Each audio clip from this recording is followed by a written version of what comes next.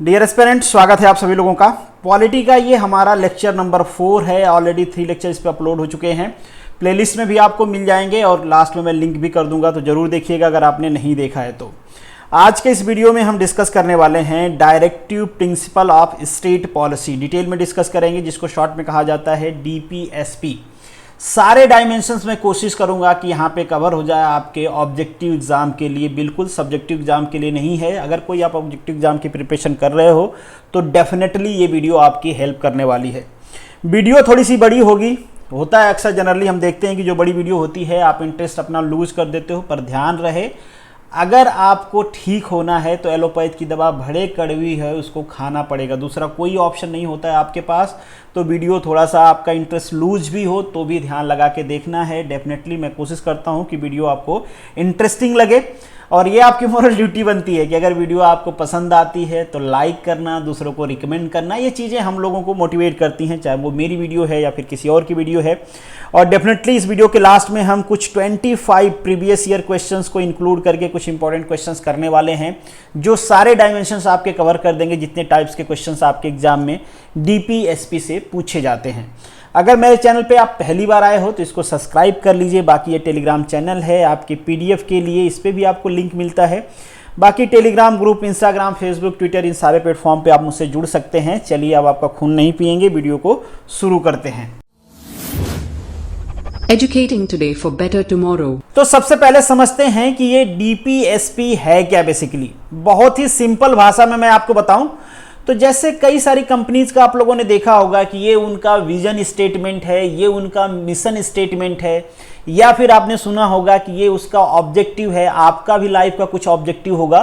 तो उसी तरीके से जब हम आज़ाद हो रहे थे, अब हम अपने देश को गवर्न करने वाले थे, तो जो सरकार बनेगी उस सरकार का क्या ऑब्जेक्टिव होगा लोगों के प्रति, सरकार की क्या ड्यूटी होगी, वो चीजें आपकी डीपीएसपी में बताई गई हैं। इससे पहले हमने फंडामेंटल राइट्स और फंडामेंटल ड्यूटीज पढ़ा था कि हमारे पास क्या राइट्स हैं और हमारी क्या ड्यूटीज है। जैसे हमारे देश में जो सिटीजन्स हैं उनकी कुछ ड्यूटी होती है, उसी तरीके से जो सरकार बनती है उसकी भी कुछ ड्यूटी बताई गई, उसका कुछ ऑब्जेक्टिव बताए गए कि आपको इस तरीके से पूरे देश को गवर्न करना है, आपको ये काम करने हैं लोगों के वेलफेयर के लिए। तो बेसिक चीजें आपको समझ में आ गई होंगी कि मोटिव क्या था डीपीएसपी को इंक्लूड करने का। अब आपके मन में एक सवाल आ सकता है कि ये मन में कैसे आया, या फिर कैसे हमने सोचा कि हमारी सरकार के पास एक ऑब्जेक्टिव तो होना ही चाहिए, एक विजन तो होना ही चाहिए। तो जब हमारे ऊपर ब्रिटिश रूल था, मैं बात कर रहा हूं 1935 का, उस टाइम पे हमारे देश में एक एक्ट आया था जिसे हम कहते हैं instrument of instruction government of India act 1935, जो बेसिकली बात करता था, सरकार को इंस्ट्रक्ट करता था कि आपको क्या करना है। तो ये बेसिकली वहीं से हमने, जब हम कॉन्स्टिट्यूशन बनाना स्टार्ट किए 1955 में, तो वहीं से हमने उठा के इसको यहाँ पे ऐड कर दिया। समझ में आया आपको? मतलब ये नहीं हमने वहां से बोरो नहीं किया है, पर बेसिक था वैसा कुछ, तो हमने उसी को यहाँ पे इंट्रोड्यूस कर दिया है। बहुत बार आपसे सवाल ये पूछता है। अब हम बात करते हैं कि हमारा जो कॉन्स्टिट्यूशन है उसके किस आर्टिकल से लेके कहां तक ये दिया गया है। तो ये है 36 to 51। ध्यान देना है, क्लास 3 क्लास 2 लेवल के क्वेश्चन जो होते हैं उसमें ये भी पूछ लिया जाता है उस एग्जाम में कि किस आर्टिकल से लेके किस आर्टिकल में है और किस पार्ट में दिया गया है, कॉन्स्टिट्यूशन के किस पार्ट में दिया गया है, उसमें भी वो भी आपसे पूछा जाता है। ऑलरेडी हमने कॉन्स्टिट्यूशन का स्ट्रक्चर डिस्कस किया हुआ था हमारे फर्स्ट लेक्चर में। तो आपको पता है कि हमारे कॉन्स्टिट्यूशन में बहुत सारे पार्ट हैं जिसे हम अध्याय कह सकते हैं। तो ये हमारे पार्ट 4 में मेंशन किया गया है directive principle of state policy. और क्या मोटिव था, मोटिव मैंने आपको ऑलरेडी बता दिया है। अब क्वेश्चन आता है, जैसे आपको पता है कि हमने हमारा कॉन्स्टिट्यूशन रिटन बनाया हुआ है, बट बहुत सारी चीजें हमने बहुत जगह से बोरो किया हुआ है। तो हमने इसको कहीं से बोरो किया है क्या? हाँ जी, बिल्कुल बोरो किया हुआ है। बट बोरो करना और कॉपी करना दोनों में थोड़ा सा डिफरेंस होता है। बोरो करना मतलब फंडामेंटल आपने वहां से लिया है कि ऐसा कुछ होना चाहिए, बट उसमें आपने अपने स्टेट के हिसाब से, अपने कंफर्टेबिलिटी के हिसाब से, जिस तरीके से आप अपना देश देखना चाहते हो, गवर्न करना चाहते हो, उस हिसाब से आपने उसमें मॉडिफिकेशन कर दिया है। तो उसे हम कहते हैं कि बोरो तो किया है बट मॉडिफिकेशन फॉर्म में हमने अपने हिसाब से उसे मॉडिफाई किया है। तो बिल्कुल ये जो हमारा डीपीएसपी है इसको हमने बोरो किया है आयरलैंड से। और आयरलैंड का जो कॉन्स्टिट्यूशन है ना, ये बेसिकली स्पेनिश कॉन्स्टिट्यूशन का कॉपीड है एकदम। बट आपसे एग्जाम में पूछेगा कि ये कहां से बोरो किया है, तो आपको लिखना है आयरलैंड से। Very simple is that. अब हम बात करते हैं कि डीपीएसपी का पर्पज क्या है। हालांकि थोड़ा सा इंट्रोडक्शन में हमने देखा था, बट यहां पे मेंशन किया गया है कि डीपीएसपी बताता है कि हमारे पास सोशल एंड इकोनॉमिकल जस्टिस होना चाहिए। बहुत ध्यान देना इस वर्ड पे, कई बार आपसे पूछता है कि जो सोशल और इकोनॉमिकल जस्टिस की बात की गई है हमारे कॉन्स्टिट्यूशन में कहां कहां पे की गई है। तो अगर आपने इससे पहले मेरा वीडियो लेक्चर देखे हैं तो हमने इसकी बात कहां पे किया था, प्रीएम्बल में किया था, और आज हम कहां पे कर रहे हैं, डीपीएसपी में कर रहे हैं। मतलब सरकार को यह तय करना है कि हमारे सोसाइटी में एक जस्टिस हो, सोशल जस्टिस हो, किसी के साथ डिस्क्रिमिनेशन नहीं हो रहा है। हालांकि होता है, बट सरकार अपने तरफ से उसको रिमूव करने की कोशिश करती है और सरकार अपने तरफ से नहीं कर सकती। इकोनॉमिकल जस्टिस का मतलब इकोनॉमिकल जस्टिस हो, सरकार कोई ऐसा रूल ना बनाए जो किसी इंडिविजुअल को बेनिफिट्स पहुंचाए। सरकार ऐसे रूल्स और रेगुलेशंस बनाए जो सोसाइटी के लिए हो, जो समाजवाद इस्टेब्लिश करते हो। मतलब सरकार हमारी कैसी होनी चाहिए, एक वेलफेयर स्टेट्स के लिए होनी चाहिए। वेलफेयर स्टेट्स का मतलब ये होता है कि सरकार लोगों के लिए काम करे, और स्पेशली उन लोगों के लिए काम करे जो नीडफुल हो, जिनकी जरूरत है। वेलफेयर स्टेट मतलब ये होता है कि जिसको जरूरत है सरकार उसको फ्री में रिसोर्सेज की अवेलेबिलिटी कराए। जैसे वेलफेयर स्टेट का एक एग्जांपल समझिए कि अगर हमारे देश में कोई भूखा मर रहा है तो सरकार की ये ड्यूटी है कि उसको खाना दे। किसी को मेडिकल फैसिलिटी अवेलेबल नहीं है तो ये सरकार की ड्यूटी बनती है कि उसको मेडिकल फैसिलिटी अवेलेबल कराए। बट आपको ध्यान देना चाहिए कि ये कोर्ट से इन्फोर्सिबल नहीं है, ऐसा जस्टिफाइबल नहीं है। ये आप कोर्ट में जाके ये नहीं कह सकते कि मैं भूखा मर रहा हूं तो सरकार को मुझे खाना देना ही पड़ेगा। ये इस बात पे डिपेंड करेगा, आप लॉजिकली भी सोचो, ये इस बात पे डिपेंड करेगा कि जो आपकी सरकार है उसके पास भी खाना देने के लिए रहना भी तो चाहिए। अगर आपकी सरकार खुद ही लुट गई है, उसके पास पैसा है ही नहीं और आप कह रहे हो मुझे पैसा दो, तो सरकार कहां से देगी। इसलिए कई बार इसका क्रिटिसिज्म भी होता है, आगे हम डिस्कस करेंगे। बट इन शॉर्ट सरकार को यह कोशिश करनी है कि हम एक वेलफेयर स्टेट बना पाए, और सरकार करती भी है। देखो 2 रुपये किलो चावल गेहूं बांटती है, मेडिकल फैसिलिटी दे रही है, बहुत सारे ऐसी बीमारियां हैं जिनका फ्री में मेडिकल अवेलेबल है, बहुत सारी चीजें सरकार कर रही है वेलफेयर के लिए। बहुत बार आप लोगों ने नेताओं के स्पीच में सुना होगा कि सरकार को वेलफेयर स्कीम चलानी चाहिए, सरकार नहीं चला रही है। हालांकि ये डिपेंड करता है, सरकार चेंज होती है, पॉलिसी चेंज हो जाती है, इसीलिए डीपीएसपी का क्रिटिसिज्म भी होता है कि ये कोर्ट द्वारा जस्टिफाइबल नहीं है। इसलिए लोग इसको क्या करते हैं, सीरियसली नहीं लेते हैं। चलिए नेक्स्ट जो है हम बात करते हैं क्लासिफिकेशन का। अब ये जो क्लासिफिकेशन आपको यहां पे नजर आ रहा होगा, ये क्लासिफिकेशन जब कॉन्स्टिट्यूशन की आप कॉपी पढ़ोगे तो वहां पे नहीं मिलेगा, बट ये एक तरह का इंटरप्रिटेशन है। बट ऐसा नहीं है कि इंटरप्रिटेशन है तो इस पे क्वेश्चन नहीं आता है। डायरेक्टली क्वेश्चन पूछा जाता है कि जो हमारा डीपीएसपी का ये आर्टिकल है ये कैसा है, ये सोशलिस्ट से है, गांधीज्म से है या लिबरल है। तो ये आपको ध्यान देना है, आगे हम डिस्कस भी करेंगे। जहां पे भी सोशलिस्ट प्रिंसिपल आएगा वहां पे मैं एसपी मेंशन किया रहूंगा, आगे जब हम आर्टिकल पढ़ेंगे। जहां पे गांधीज्म प्रिंसिपल आएगा वहां पे मैं जीपी मेंशन किया रहूंगा, और जहां पे लिबरल एंड इंटेलेक्चुअल प्रिंसिपल आएगा वहां पे मैं एलआईपी मेंशन किया रहूंगा। आर्टिकल के सामने ही मैं मेंशन किया रहूंगा, बार बार शायद मैं बोल ना पाऊं, भूल जाऊं। वैसे तो मैं बोलूंगा बट मैं भूल जाऊं तो आपको समझ लेना है। अब समझते हैं कि ये सोशल प्रिंसिपल क्या है। सोशल प्रिंसिपल को सिंपल भाषा में कहें तो हमारे देश की जो गवर्नेंस है, जो सरकार है, जो स्टेट है, वो लोगों के लिए होना चाहिए। तो और सिंपल भाषा में बात करें तो जो सरकार होगी वो लोगों से होगी और लोगों के लिए होगी। मतलब डेमोक्रेटिक स्टेट्स होने चाहिए, वेलफेयर स्टेट में हमारी सरकार काम करनी चाहिए। तो ऐसे सोशलिस्ट प्रिंसिपल पे हम काम करते हैं जिसे समाजवाद कहते हैं। मतलब लोगों के लिए सरकार होनी चाहिए। नेक्स्ट जो है आपका गांधीयन प्रिंसिपल। गांधीयन प्रिंसिपल का मतलब यह है, आपको पता है कि गांधी जी का कितना वैल्यू है हमारे स्टेट में। तो जब कॉन्स्टिट्यूशन हमारा बन रहा था तो गांधी जी की कुछ, जब वो नेशनल मूवमेंट कर रहे थे तो गांधी जी के कुछ ऑब्जेक्टिव थे कि हमारा जो देश है उसका फ्यूचर कैसा होना चाहिए, हमारे इस देश को कैसा बनाना हमें। तो इन शॉर्ट वो जो ऑब्जेक्टिव थे ना, उन ऑब्जेक्टिव को यहाँ पे इनकॉर्पोरेट करने की कोशिश की गई है। और जो जो ऑब्जेक्टिव गांधी जी के मोटिव के हिसाब से यहाँ पे इनकॉर्पोरेट किए गए हैं उन्हें हम कहते हैं गांधीयन प्रिंसिपल। आगे हम देखेंगे कि कौन कौन से हैं, आपको थोड़ा सा आइडिया भी लगेगा कि गांधी जी सोचते क्या थे, अगर आपने इससे पहले गांधी जी के बारे में नहीं पढ़ा है तो। नेक्स्ट जो हमारा लिबरल एंड इंटेलेक्चुअल प्रिंसिपल, कुछ प्रिंसिपल्स हमने ऐसे बनाए जो कि उदारवादी हों, सबके लिए हों, सबको एक नजर से देखते हों, ठीक है, लिबरल हों और इंटेलेक्चुअल भी हों, ऐसा नहीं कि मूर्खतापूर्ण हो। तो ये सारी चीजें हम मतलब इस तरीके से हमने हमारा जो directing principal of state policy है उसको कैटेगराइज किया हुआ है। आगे हम देखेंगे कि कौन सा किस कैटेगरी में आता है। सीक्वेंसली हम आर्टिकल को डिस्कस करूंगा और उसके पहले मैं मेंशन कर दूंगा। जैसे सबसे पहले बात करें तो आर्टिकल आपको जैसे पता है कि ये 36 से लेके 51 तक कवर करता है।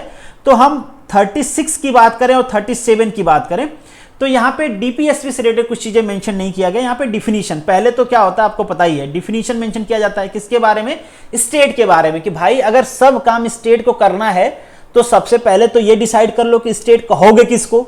ऐसा तो नहीं हो कि कोई सरकार में आया कहे कि हम तो स्टेट की डिफिनीशन में आते ही नहीं है, भैया हमारे ऊपर तो ये चीजें लागू ही नहीं होती हैं।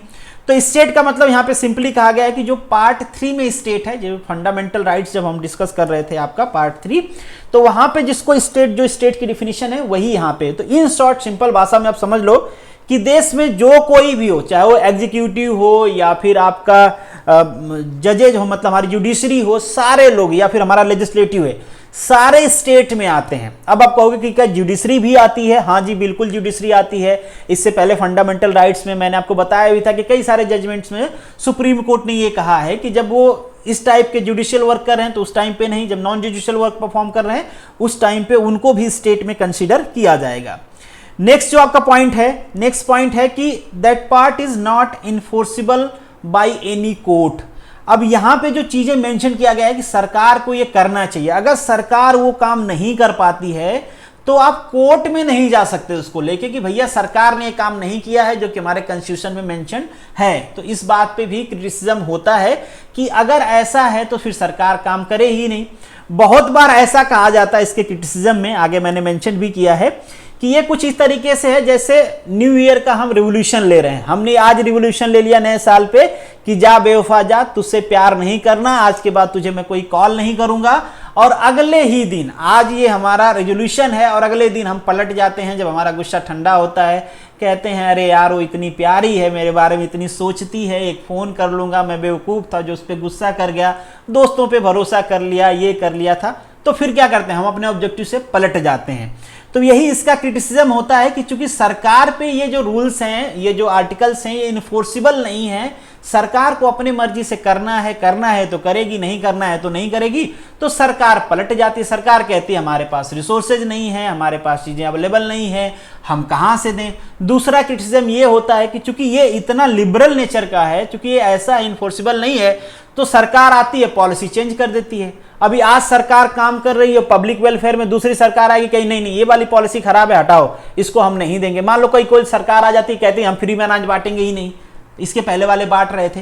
तो चूंकि ये कोर्ट से इन्फोर्सिबल नहीं है तो कहते हैं भाई इसकी कोई वैल्यू नहीं है, ठीक है, ये न्यू ईयर रेजोल्यूशन की तरह है। चलिए, जो आपका आर्टिकल 38 है ये किस में आता है? सोशलिस्ट प्रिंसिपल में आता है। जैसे मैंने यहां पे मेंशन किया है एसपी, देखो यहां पे भी एसपी मेंशन किया है। तो अगर मैं बताना भूल जाऊं तो आप ध्यान रखना, मैं बार बार इसलिए आपको याद दिला रहा हूं कि ये इंपॉर्टेंट है, आपसे एग्जाम में पूछता है कि कौन सा आर्टिकल सोशलिस्ट प्रिंसिपल पे बेस्ड है, कौन सा गांधीयन पे बेस्ड है, कौन सा लिबरल है। तो इंपॉर्टेंट है सारे पॉइंट्स। नेक्स्ट जो आपका 38 है, यहां पे कहता है स्टेट टू सिक्योर या social order in the promotion of welfare of the people. यहां पे कहा गया है कि आपके पास सोशल जस्टिस होना चाहिए, इकोनॉमिकल जस्टिस होना चाहिए और पॉलिटिकल जस्टिस होना चाहिए। अब सोशल जस्टिस का मतलब कि भाई एक तरह से समाज में किसी भी तरीके का डिस्क्रिमिनेशन नहीं होना चाहिए, अगर कहीं पे हो रहा है तो सरकार उसमें इंटरफेयर करे और उसको ठीक करे। इकोनॉमिकल जस्टिस मतलब भाई ऐसा ना हो कि जो हमारे रिसोर्सेज हों उस पे किसी एक इंडिविजुअल का या कुछ लोगों का कंट्रोल हो जाए, उस पे सोसाइटी का कंट्रोल होना चाहिए, लोगों का कंट्रोल होना चाहिए, ग्रुप ऑफ पीपल का कंट्रोल होना चाहिए। जैसे बहुत बार आप लोगों ने सुना होगा कि हमारे रिसोर्स पे तो कुछ लोगों का कंट्रोल है, टाटा बिरला का नाम आप लोगों ने सुना होगा, अडानी का नाम आपने सुना होगा, अडानी अंबानी का नाम आप लोगों ने सुना होगा। तो इस टाइप की चीजें होती है, ब्लेम लगता है, ये कहा जाता है कि सारे रिसोर्सेज पे इन्होंने कब्जा कर रखा है, ऐसा नहीं होना चाहिए। अब यहां पे मैं आपसे जानना चाहूंगा कि क्या तरीका है, किस तरीके से हम जो इकोनॉमिकल जस्टिस है उसको प्रिवेल कर सकते हैं। जैसे रिसेंटली इसका एक बहुत ही क्लासिकल एग्जांपल आया है चाइना से। चाइना एक पॉलिसी लेके आ रहा है, हालांकि अभी पॉलिसी फ्रेम नहीं हुई है, ऐसा न्यूज़ है। वैसे भी चाइना की पॉलिसी बन जाती है तो भी दुनिया को पता नहीं चलता है। ऐसा कहा जा रहा है कि चाइना वेल्थ रीडिस्ट्रीब्यूशन लेके आ रहा है। वेल्थ रीडिस्ट्रीब्यूशन मतलब जिन लोगों ने खूब पैसे कमा कमा के इकट्ठा कर लिए हैं, सरकार उनसे पैसा लेगी और गरीबों में बांट देगी। क्या इस तरीके की पॉलिसी इंडिया में भी आनी चाहिए? क्या इससे पहले कभी आई है? तो जी बिल्कुल, एक बार आई थी, जिसे हम कहते हैं लैंड रिफॉर्म्स। जिम्मेदारी प्रथा को जब खत्म किया गया था, कुछ लोगों के पास लैंड था, हालांकि काफी टाइम पहले की बात है, 1951 की। उस टाइम पे क्या हुआ, जिम्मेदारी को खत्म किया गया, मतलब लैंड रीडिस्ट्रीब्यूशन किया गया। नहीं किया जाता तो आज हमारे पास जमीन ही नहीं होती, बहुत सारे लोगों के पास जमीन नहीं होती। उसी तरीके से चाइना अब ला रहा है वेल्थ रीडिस्ट्रीब्यूशन। तो क्या इंडिया में भी ये पॉसिबल है कि चलो अडानी से पैसे ले लो, अंबानी से पैसे, बिरला, टाटा, सबके पैसे लेकर गरीबों में बांट दो? क्या ये सही है और जस्टिफाइबल है? अगर जस्टिफाइबल है तो क्या ये लॉजिकल है? मैं आप पे इस पे व्यू जानना चाहूंगा। एक बात और कि अगर ऐसा हम करने लगे तो क्या हम में से कोई अडानी अंबानी बनना चाहेगा? लोग सोचेंगे कमा के क्या फायदा, इकट्ठा करके क्या फायदा, कल सरकार उठेगी तो सबका पैसा लेके बांट देगी लोगों में। फिर यहाँ पे आपके फंडामेंटल राइट्स का भी आ जाता है, तो कई बार टसल भी हो जाता है। हमारे जो directive principle of state policy है और जो हमारा फंडामेंटल राइट्स है, आगे हम डिस्कस करेंगे, कई बार इनमें टसल हो जाता है। फंडामेंटल राइट्स कहता है कि ऐसा होना चाहिए और directive principle of state policy को इंप्लीमेंट करना है तो सरकार को फंडामेंटल राइट को किसी न किसी तरीके से बीच करना पड़ता है, मतलब वॉयलेट करना पड़ता है। फिर लोग कोर्ट में चले जाते हैं। ऐसे केसेस भी कई बार हुए हैं, तो हम जो कोर्ट के केसेस हैं वो भी डिस्कस करेंगे। बट इस पे आप जरूर करिएगा कि ऐसा क्या हम कर सकते हैं जैसा चाइना करने वाला है। अब जो आर्टिकल आपका 39 है, इसकी बात कर लेते हैं। तो यहां पे कहा गया है कि जो भी हमारे सिटीजन हैं, मेन हैं, इनमें वुमन है, जो भी हैं, सबको जो है ना एडिक्वेट राइट्स मिलना चाहिए, मतलब जो जीविका का अधिकार है वो सबको मिलना चाहिए। इस टाइप से डिस्क्रिमिनेशन नहीं होना चाहिए, चलो ये वाला रोजगार आदमी को दे दो, ये वाला केवल औरत को दो, इस टाइप की चीजें नहीं होना चाहिए, सबको मिलना चाहिए। जो ओनरशिप और कंट्रोल है हमारे रिसोर्सेज का, उस पर कम्युनिटी का अधिकार होना चाहिए, किसी इंडिविजुअल का अधिकार नहीं होना चाहिए। मतलब ऐसा होना चाहिए कि वो सोशल हो, और यही वेलफेयर स्टेट की परिभाषा है, सोशलिज्म की भी यही परिभाषा है। नेक्स्ट जो है आपका, अगेन सेम पॉइंट, सेम से रिलेटेड है कि जो वेल्थ है वो किसी एक दो हैंड में कॉन्सेंट्रेट नहीं होना चाहिए। अगर ऐसा होता है तो आप देखो, कई बार आप लोगों ने सुना होगा, एग्जाम्पल भी मैंने एक दो बार दिया, अगर ऐसा होगा, कंसंट्रेशन हो जाएगा। सपोज आप लोगों ने देखा होगा कि जब ठंडियों की टाइम आती है तो प्याज के दाम बढ़ जाते हैं। मान लीजिए प्याज एक रिसोर्स है और इसको एक दो लोग कंट्रोल करने लगे कि जब वो चाह रहे हैं तब प्याज मार्केट में आ रही है, जब नहीं चाह रहे हैं तो प्याज मार्केट में नहीं आ रही है। तो वो क्या करेंगे, जैसे उनका हित होगा उस तरीके से मार्केट को कंट्रोल करेंगे। तो यही कहा जा रहा है कि जो रिसोर्सेज हैं हमारे, जो हमारा वेल्थ है, उस पर किसी एक आदमी का कंट्रोल नहीं होना चाहिए, वो सोशल कंट्रोल होना चाहिए।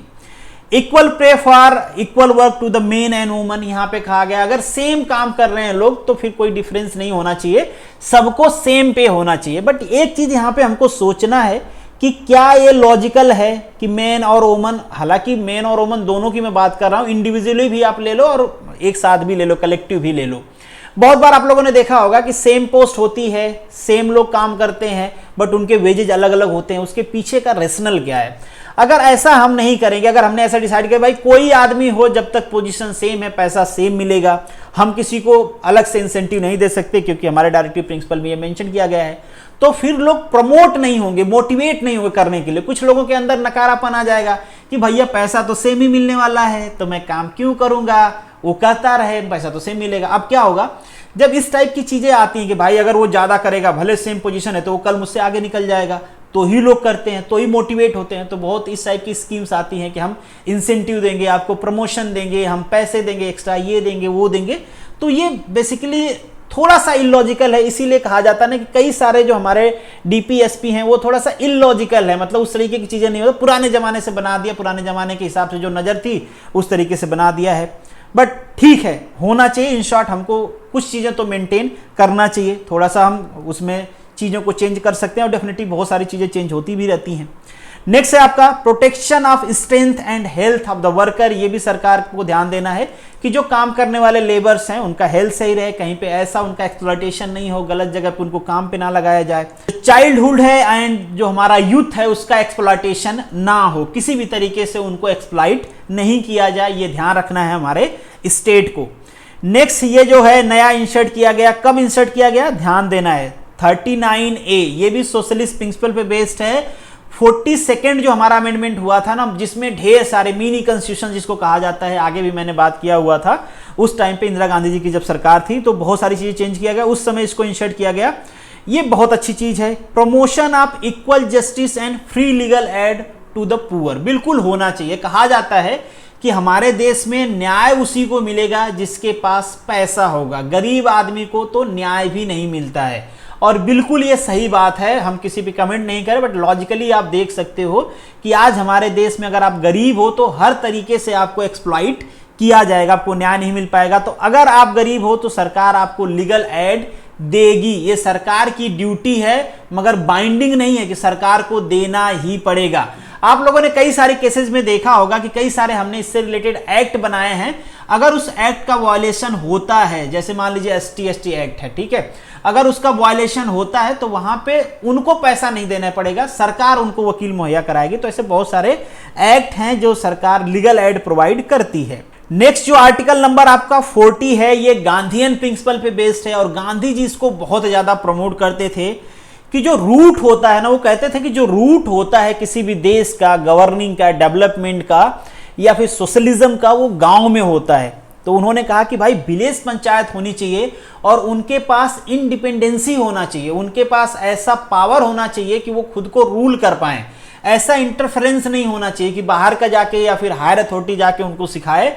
तो इसलिए बनाया गया विलेज पंचायत, और बिल्कुल ये लॉजिकल है, होना भी चाहिए, क्योंकि बहुत ऊपर निकल जाते हैं लोग तो नीचे की जमीन जो होती है, जमीन की रियलिटी जो होती है वो नहीं दिखती है। अब कोई कहे कि जो यूपी का चीफ मिनिस्टर है या गुजरात का चीफ मिनिस्टर है या देश का प्रधानमंत्री है, वो गांव के हर चीज के बारे में, हर प्रॉब्लम के बारे में जानता होगा और उस हिसाब से वो एक्ट कर पाएगा, तो ऐसा पॉसिबल नहीं है, किसी के लिए भी पॉसिबल नहीं है। इसीलिए ग्राम पंचायत बनाया जाता है जहां पे लोग इस हिसाब से वोट कर पाए जो उनका लोकल प्रॉब्लम है, लोकल आदमी को अपना नेता चुन पाए और वो आदमी उनके वेलफेयर में काम कर पाए।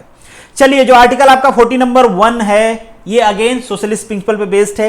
यहां पे कहा गया है कि गवर्नमेंट सिक्योर करेगी राइट टू वर्क, मतलब लोगों को काम मिले, लोगों को एजुकेशन मिले और एम्प्लॉयमेंट मिले। अब बहुत सारी चीजें यहां पे कहा गया है, ओल्ड एज, सिकनेस, डिसेबिलिटी, इन सारी तरीकों में गवर्नमेंट को हेल्प करना है। सपोज कर लीजिए आप अगर अनएम्प्लॉय हो तो आपको बेरोजगार भत्ता दे सरकार, आपकी जीविका कैसे चलेगी, खाना पीना कैसे चलेगा आपका, उसके लिए सरकार कुछ सोचे। किसानों के लिए सरकार कोई सोचे, कोई बूढ़ा हो गया, स्कीम चलती भी हमारे यहाँ पे, ओल्ड एज आपने देखा होगा कि वृद्धा पेंशन चलती है, विधवा पेंशन चलता है, बहुत सारे ऐसे पेंशन सरकार बना रखी है। तो वो सरकार की ड्यूटी है और वो सारी चीजें किस आर्टिकल के अंदर बनती हैं, वो बनती हैं आर्टिकल 41 के अंदर। मतलब बहुत सारी बीमारियों का इलाज भी होता है, आपने देखा होगा कि बहुत सारी ऐसी बीमारी हैं जिनका इलाज फ्री में कराया जाता है। किसी को डिसेबिलिटी है तो सरकार उसको अलग से प्रमोट करती है। बहुत सारे जगह आपने देखा होगा कि जो इंस्ट्रूमेंट चाहिए डिसेबिलिटी को ओवरकम करने के लिए, किसी को पैर नहीं है तो सरकार उसको साइकिल बांटे, इस टाइप की चीजें होती रहती हैं। तो ये सारी वेलफेयर स्कीम है, सरकार की ड्यूटी है करना। चलिए, जो हमारा आर्टिकल नंबर 42 है, अगेन एसपी के अंडर आता है, ये भी सोशलिस्ट प्रिंसिपल के अंदर आता है। The state shell make provision for securing just human condition and work and the maternity relief, मतलब एक दयालु भावना वाला काम कर रहा है, एकदम से आपको लॉजिकल नहीं हो जाना। जैसे एग्जांपल ले, मान लीजिए सरकार मैटरनिटी रिलीफ नहीं देती है, किसी को मैटरनिटी रिलीफ नहीं देती, कोई वोमन है वो काम कर रही है, मेन काम कर रहा है, आदमी कह रहा है भाई वोमन को एक्स्ट्रा छुट्टी क्यों मिलनी चाहिए, मैं भी उसके जगह पे काम कर रहा हूं, अगर सेम है दोनों तो उसको भी काम करना पड़ेगा, अगर उसको आप 6 महीने की मैटरनिटी लीव दे रहे हो तो मुझे भी दो। इस टाइप की चीजें नहीं होना चाहिए। जिसको जरूरत है, जरूरत के हिसाब से, मतलब दयालुपन, मतलब ह्यूमैनिटी के लिए काम करना चाहिए। तो आपने देखा होगा बहुत सारे इस तरीके के लॉ बने हुए हैं। जैसे मैटरनिटी की यहाँ पे बात की गई है तो हमारे यहाँ 26 वीक का आपको मैटरनिटी लीव दिया जाता है। तो ये सारी चीजें सरकार को करना है। जो आपका 43 है, अगेन वो सेम कैटेगरी में आता है। The state shall endeavour to secure all the worker living wages and the decent standard life, मतलब सरकार ऐसा रूल बनाए कि मिनिमम वेज आप कितना दे सकते हो, नहीं तो एक्सप्लॉयटेशन स्टार्ट हो जाएगा। कम से कम मिनिमम वेज तो इतना मिले, सरकार इसके लिए एक्ट बनाए, जैसे लेबर एक्ट हमारे यहाँ पे है कि कितना कंपनी मिनिमम वेज दे सकती है जिससे एक आदमी मतलब एक डिसेंट लाइफ जी सकता है। तो मिनिमम वेज डिसाइड करना है। नेक्स्ट जो आर्टिकल है आपका आर्टिकल 43A, बहुत इंपॉर्टेंट आर्टिकल है क्योंकि बाद में इसको ऐड किया गया है। अगेन 42nd कॉन्स्टिट्यूशनल अमेंडमेंट, 4 चीजें ऐड की गई थी। 42nd कॉन्स्टिट्यूशनल अमेंडमेंट में ये भी ऐड किया गया था। तो ध्यान देना, इसको बहुत बार पूछता है आपसे, बहुत इंपॉर्टेंट है भी। यहाँ पे कहा गया है कि सरकार ये इंश्योर करे कि जो मैनेजमेंट है ना इंडस्ट्री का, उसमें भी जो लेबर कैटेगरी के लोग हैं, जो वर्कर हैं, वो पार्टिसिपेट कर पाएँ। अब कैसे पार्टिसिपेट करेंगे? तो जैसे आप लोगों ने बहुत बार देखा होगा, सुना भी होगा कि यूनियंस बनाते हैं लोग ना, यूनियन लीगल भी है। आपने देखा होगा कि सरकारी कंपनी है, जैसे रेलवे वालों का यूनियन है, बहुत सारे ऐसे कंपनीज का देखा होगा कि यूनियन होता है। यूनियन क्या करता है? जो वर्कर की बातें होती हैं वो मैनेजमेंट तक पहुंचाता है, वो भी पार्टिसिपेट करते हैं। जब कोई पॉलिसी बनती है तो यूनियन से पूछा जाता है कि आपका क्या इस पे ओपिनियन है, ये पॉलिसी है। जैसे रेलवे ने बहुत पॉलिसी बनाया तो आपने देखा होगा कि यूनियन ने स्ट्राइक किया था। तो इस टाइप की चीजें होनी चाहिए। तो ये मेंशन किया गया है कि सरकार को इंश्योर करना है। अगेन आपको पता है कि ये लीगल बाइंडिंग नहीं है। तो लीगल बाइंडिंग नहीं है मतलब वो कोर्ट नहीं जा सकते इसको लेके कि हमारी बातें नहीं मानी जा रही हैं, बट अगेन उनका पार्टिसिपेशन वहां पे होता है। नेक्स्ट जो आर्टिकल नंबर आपका 43B है, अगेन इसको बाद में ऐड किया गया है, गांधीयन प्रिंसिपल पे बेस्ड है। तो ध्यान रखना, अभी तो सरकार ने इसके लिए अलग से मिनिस्ट्री भी बना दी है जो हमारी कोऑपरेटिव सोसाइटी है, और जरूरी भी है। देखा गया है कि कई जगह कोऑपरेटिव सोसाइटी ने बहुत अच्छा काम किया है। इसका बेस्ट एग्जांपल है जो आपकी अमूल डेयरी है, Gujarat cooperative of milk marketing federation, जिसके अंडर अमूल आता है। आपको पता है कि अमूल एक बेस्ट एग्जांपल है जिसने प्रॉफिट करके दिखाया है एज अ कोऑपरेटिव सिस्टम। और अभी तो दुनिया में उसका 18th नंबर का अभी रिसेंटली हमने करंट अफेयर में डिस्कस भी किया था। तो इस तरीके से कोऑपरेटिव सोसाइटी को प्रमोट करना है, और गांधी जी इसको बहुत ज़्यादा वैल्यू करते थे कि हमारे देश में क्या होना चाहिए, कोऑपरेटिव सोसाइटीज़ होनी चाहिए और उनको ऑटोनोमस पावर दिया जाना चाहिए, मतलब गवर्नमेंट का उसमें इंटरफेरेंस नहीं होना चाहिए। बहुत सारे जगह आप लोगों ने देखा होगा कि कोऑपरेटिव बैंक भी होते हैं, जो आपके यहाँ फर्टिलाइजर बांटी जाती है वो भी कोऑपरेटिव सोसाइटीज़ होती है। तो गवर्नमेंट इसको प्रमोट करेगी, ये गवर्नमेंट की ड्यूटी है। ऐड किया गया था इसको 2011 में। नेक्स्ट जो है आपका आर्टिकल 44, ये आता है LIP में, ठीक है, ये लिबरल वाला जो है हमारा। The state shall endeavour to secure for the citizen of uniform civil code. अब आपको समझ में आ रहा होगा कि जब आप डिबेट देखते होगे टीवी में तो सब लोग कहते हैं ये हमारे कॉन्स्टिट्यूशन में मेंशन है कि यूनिफॉर्म सिविल कोड होना चाहिए हमारे देश में, बस हमारे देश में नहीं है। क्यों नहीं है? उस पार्टी ने नहीं बनाया, फला पार्टी ने नहीं बनाया। अब ये डिपेंड करता है, सबकी अपनी आइडियोलॉजी है, तो हम पॉलिटिकल एज पे नहीं जाएंगे, हम समझने की कोशिश करेंगे कि हमारा कॉन्स्टिट्यूशन क्या कहता है। तो कॉन्स्टिट्यूशन हमारा ये कहता है कि हमारे देश में बिना रिलीजन के डिस्क्रिमिनेशन के साथ पूरे देश के लिए एक यूनिफॉर्म सिविल कोड होना चाहिए। अब यूनिफॉर्म सिविल कोड आप में से हो सकता है कई सारे लोगों को नहीं पता है कि होता क्या है बेसिकली। तो इसमें क्या होता है कि आपके पर्सनल लाइफ से रिलेटेड रूल बनाए जाते हैं। एग्जाम्पल के लिए कि शादी का क्या रूल होगा, प्रॉपर्टी के डिवीजन का क्या रूल होगा, आपका सक्सेसर कौन होगा, इस टाइप के रूल्स बनाए जाते हैं। तो आपके मन में सवाल आएगा, जो लोग जानते होंगे, जो लोग नहीं जानते होंगे उनके मन में सवाल आ सकता है कि क्या हमारे देश में रूल है ऐसा कोई? तो बिल्कुल एक रूल है जिसे हम कहते हैं हिंदू पर्सनल लॉ। अब ये जो हिंदू पर्सनल लॉ है ना, इसमें बेसिकली जो आपके सिख होते हैं, हिंदू तो हिंदू हैं ही, मतलब नाम से ही आपको पता चल रहा होगा, बट हिंदू के अलावा सिख, जैन और बुद्ध ये सारे उसमें इंक्लूड हो जाते हैं हिंदू पर्सनल लॉ में। उसमें सारे कुछ मेंशन है जो मैंने आपसे कहा, कैसे शादी होगी, प्रॉपर्टी डिवीजन, सक्सेसर कौन होगा, वो डिटेल में सारी चीजें मेंशन है। बट एक लॉ आपने और पढ़ा होगा जिसको लेके बहुत ज्यादा कंट्रोवर्सी होती है, मुस्लिम पर्सनल लॉ। ये बेसिकली जो मुस्लिम कम्युनिटी है उसके लिए होता है, और वो यूनिफॉर्म सिविल कोड में वो इंक्लूड नहीं है। तो इसको लेके बहुत ज्यादा डिबेट चलता है कि पूरे देश के लिए एक होना चाहिए, हमारा कॉन्स्टिट्यूशन भी कहता है होना चाहिए, और ये सरकार की ड्यूटी भी है कि सरकार इस पे बनाए। लेट्स सी सरकार कब बनाती है, क्या होता है, और आपके हिसाब से क्या होना चाहिए। हमारे देश के लिए एक यूनिफॉर्म सिविल कोड होना चाहिए जो सबके लिए इन रिस्पेक्टिव ऑफ रिलीजन सबके लिए वो सेम हो। जिस तरीके से हमारे यहाँ क्रिमिनल लॉ हो, सबके लिए सेम है। मर्डर करोगे आप, चाहे मुस्लिम, सिख, ईसाई कोई भी हो, मर्डर करेगा तो उसके सेम सजा होगी। उसी तरीके से क्या हमारे पास यूनिफॉर्म सिविल कोड होना चाहिए या फिर नहीं होना चाहिए, आप बताना कमेंट बॉक्स में। नेक्स्ट जो आर्टिकल है आपका 45, provision for early childhood care and education to the children below the age of 6 year. ये मेंशन किया गया था आपके directive principle of state policy में। हालांकि अब इसको लिंक कर दिया गया है, अब ये आपका ये फंडामेंटल राइट्स बन गया है। पहले जो था उस समय सरकार द्वारा ये, मतलब कोर्ट द्वारा ये इन्फोर्सेबल नहीं था। आप पहले डिमांड नहीं कर सकते थे आप सरकार से कि हमको एजुकेशन दो, बट अब आप डिमांड कर सकते हो, कोर्ट जा सकते हो कि सरकार आपको एजुकेशन नहीं दे रही है। तो अब ये सरकार का बाइंडिंग ऑर्डर है कि सरकार को देना ही पड़ेगा। तो ये बेसिकली ऐड हो गया हमारे कॉन्स्टिट्यूशन के 86 अमेंडमेंट में, जो आपका आर्टिकल 21A ऐड किया गया है। आपका फंडामेंटल राइट है एलिमेंट्री एजुकेशन का, प्रोफेशनल एजुकेशन का नहीं। फंडामेंटल राइट्स में मैंने डिस्कस भी किया था कि आपको चाहिए एलिमेंट्री एजुकेशन। अब आपको कमेंट बॉक्स में बताना है बिना कुछ ढूंढे कि एलिमेंट्री एजुकेशन मतलब अप टू विच ईयर आप डिमांड कर सकते हो, क्या एज लिमिट है एलिमेंट्री एजुकेशन की, ये आपको कमेंट बॉक्स में बताना है। नेक्स्ट जो आपका क्वेश्चन है 46, ये बेसिकली गांधी प्रिंसिपल पे बेस्ड है। नेक्स्ट जो क्वेश्चन नहीं है, आर्टिकल है। तो promotion the education and economical interest of ST/ST, उस टाइम पे भी बहुत अंडर प्रिविलेज थे ये दो ग्रुप। आपको पता है उसी टाइम जब हमारा कॉन्स्टिट्यूशन बना तब से इनको रिजर्वेशन भी मिला है। बहुत ज़्यादा कॉन्फ्लिक्ट भी था, उस समय इनको इज्जत नहीं मिलती थी, तो कई बार कंट्रोवर्सी आई कि अंग्रेजों के फौज में बेसिकली अंग्रेज इनको प्रीफर करते थे, क्योंकि अंग्रेजों का तो क्या था कि फूट डालो राज करो। वो देखते थे कि समाज जो है, इंडियन समाज जो है, वो किसको सता रहा है। जिसको सता रहा है वो अपने समाज से परेशान होगा, और उसको आप थोड़ा सा पुश करोगे, थोड़ा सा खिलाओ पिलाओगे, मतलब थोड़ा सा उनको पैम्पर करोगे तो आपके साथ जुड़ जाएंगे। तो यही होता भी था। आपने देखा होगा कि महाराष्ट्र में कॉन्फ्लिक्ट भी हो गया था, राइट्स भी हो गए थे, तो ये एक प्रॉब्लम थी। तो गांधी जी चाहते थे कि ये जो अंडर प्रिविलेज ग्रुप है इनको सरकार क्या करे, प्रमोट करे, मतलब सरकार इनकी जो सोशल जस्टिस है, इनका एक्सप्लॉयटेशन नहीं हो, इनको जॉब्स प्रोवाइड किए जाएं, ये सारी चीज़ें सरकार देखे। तो ये बेसिकली गांधीयन प्रिंसिपल के अंदर आता है। नेक्स्ट जो है आपका आर्टिकल 47, अगेन ये गांधीयन प्रिंसिपल का आर्टिकल है। Duty of the state to raise the level of nutrition. Gandhi ji ये भी चाहते थे भाई कि हमारे देश के लोग क्या रहें, स्वस्थ रहें।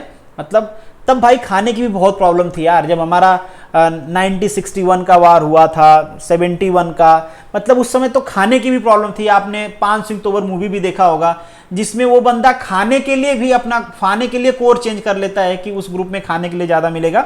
तो खाने का प्रॉब्लम था, तो उसी हिसाब से सोचा गया है कि सरकार ध्यान दे कि लोगों के न्यूट्रिशन सुधरे। और आज भी ऐसा नहीं कि खाने को मिल रहा है और सारे लोग हमारे देश में फिट हैं।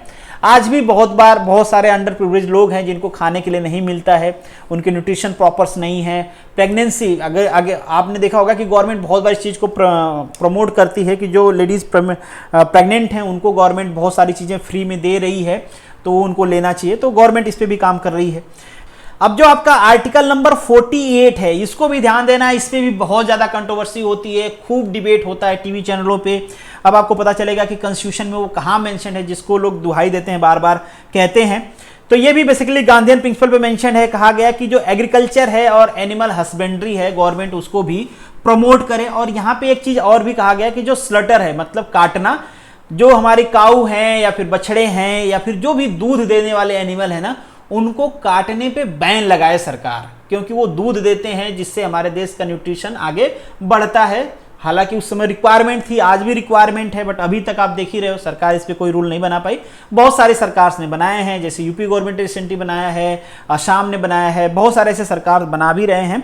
इस पे कंट्रोवर्सी भी होती है। आपने सुना होगा कई बार कहा जाता है कि गायों को काटना हमारे कॉन्स्टिट्यूशन के हिसाब से अपराध है, फिर भी लोग काट रहे हैं। अब कॉन्स्टिट्यूशन में मेंशन है, फिर भी लोग काट रहे हैं। वो इसलिए काट रहे हैं क्योंकि अगेन फिर मैं आपको याद दिला दूं कि यहाँ पे जो चीजें मेंशन है वो कोर्ट द्वारा इन्फोर्सिबल नहीं है।